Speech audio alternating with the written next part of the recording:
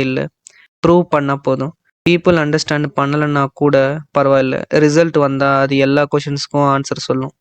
ஆனா ஒண்ணு மட்டும் ஞாபகம் வச்சுக்கோங்க. கன்சிஸ்டன்சி தான் இன்டென்சிட்டிய பீட் பண்ணும். டெய்லி ஒரு சின்ன எஃபோர்ட் போடுங்க. லாங் டர்ம்ல பெரிய டிரான்ஸ்ஃபர்மேஷனா இருக்கும். அது மட்டும் இல்லாம இந்த இயர்ல நீங்க டிஸப்பியர் ஆனா அது எஸ்கேப் இல்ல. அது ஒரு ப்ரிப்பரேஷன்னு நெனச்சுக்கோங்க. ஜிம்ல நம்ம எப்படி பாடி பில்ட் பண்றோமோ, அதே மாரி லைஃப்ல கேரக்டரும் பில்ட் ஆகும்.